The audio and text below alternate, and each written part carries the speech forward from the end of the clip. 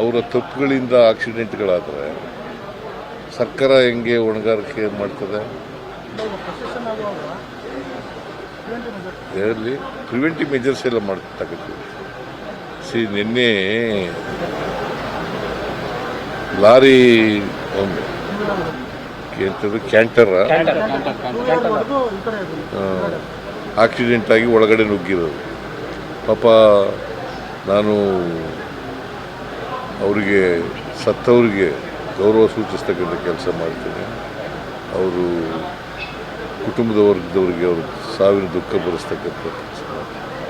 ನಾನು ಎಲ್ಲ ಕೃಷ್ಣ ಬೈರೇಗೌಡನಿಗೆ ಬೆಳಗ್ಗೆನೇ ಹೋಗಿ ಅವನ್ನೆಲ್ಲ ಭೇಟಿ ಮಾಡಿ ಪರಿಹಾರ ಘೋಷಣೆ ಮಾಡುವಂತ ಹೇಳಿದ್ದೇನೆ.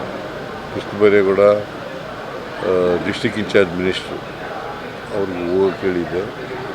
ಅವ್ರು ಹೋಗಿ ಮಾಡಿದ್ದಾರೆ. 5 ಲಕ್ಷ ಮಾಡಿದ್ದಾರೆ. ಬಟ್ ಬಿಜೆಪಿ 10 ಲಕ್ಷ ಆಗಬೇಕು ಅಂತ ಕೇಳ್ತಾ ಇದ್ದಾರೆ.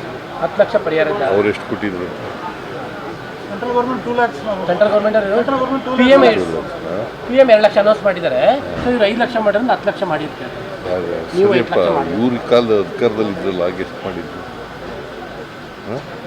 ಕೇಳ್ದೇನಪ್ಪ ಅದನ್ನ? ಮತ್ತೆ ಮಾಡಿಲ್ವಲ್ಲ ಅವರು. ಹೆಚ್ಚಾಗಿ ಕೊಟ್ಟಿದ್ರೆ ಪರವಾಗಿಲ್ಲ ಅಂತ ಅನ್ಬೋದಾಗಿತ್ತು. ಪರಿಹಾರ ಕೊಡೋದು ಅವ್ರನ್ನ ಸತ್ತದವ್ರಿಗೆ ನಾವು ವಾಪಸ್ ತರ್ತೀವಿ ಅಥವಾ ಅದಕ್ಕೆ ಪರಿಹಾರ ಅಂತ ಅಲ್ಲ. ಇದು ಸರ್ಕಾರ ಮೊದಲಿಂದ ಕೂಡ ಕೊಡ್ತಾ ಬಂದಿದೆ. ಅವರ ಕುಟುಂಬ ವರ್ಗದವರಿಗೆ ಅವರಿಗೆ ಸಾಂತ್ವನ ಹೇಳಲಿಕ್ಕೋಸ್ಕರವಾಗಿ ಈ ಥರದ್ದು ಮಾಡ್ತೀವಿ. ಹಾಗಂತೇಳಿ ಸಾವಿಗೆ ಸಮಾನ ಅಂತಲ್ಲ ಪರಿಹಾರ. ಈಗ ಬಿಜೆಪಿ ಅಂತಲ್ಲ ಸರ್, ಎಲ್ಲರೂ ಕೂಲಿ ಕಾರ್ಮಿಕರು ಮತ್ತೆ ಮನೆಗೆ ಇಂಜಿನಿಯರಿಂಗ್ ವಿದ್ಯಾರ್ಥಿಗಳಿದ್ರು. ಹಾಗಾಗಿ ಸರ್ಕಾರ ಏನಾದ್ರನ್ನ ಪರಿಗಣಿಸುತ್ತಾ ಅಂತ. ಬಿಜೆಪಿ ಬೇಡ ಸರ್, ಬಿಜೆಪಿ ವಿಚಾರ ಅಲ್ಲ. ಕೂಲಿ ಕಾರ್ಮಿಕರಿದ್ರು, ವಿದ್ಯಾರ್ಥಿಗಳಿದ್ರು ಅಂತ ಜಾಸ್ತಿ ಮಾಡ್ತಾರೆ ಸರ್ಕಾರ ಅಂತ. ಈಗ ಸರ್ಕಾರ ಆಕ್ಸಿಡೆಂಟ್ ಆದವರಿಗೆ 5 ಲಕ್ಷಗಳನ್ನ ಕೊಡ್ತೀವಿ, ಗೊತ್ತಾಯ್ತಾ? ಸತ್ತದವ್ರಿಗೆ, ಆಕಸ್ಮಿಕವಾಗಿ ಸತ್ತದವ್ರಿಗೆ 2 ಲಕ್ಷ ಕೊಡ್ತೀವಿ.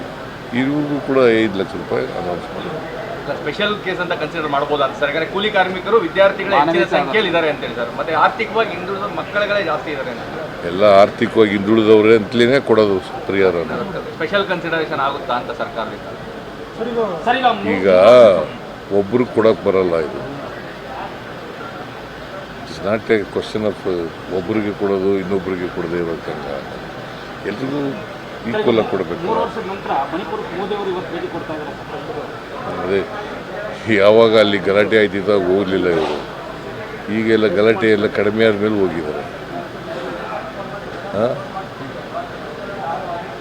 ಯಾಕೆ ಹೋಗಲಿಲ್ಲ ಅವರು? ಇಷ್ಟು ವರ್ಷ 7 ವರ್ಷದಿಂದ ಆಯ್ತಲ್ವ?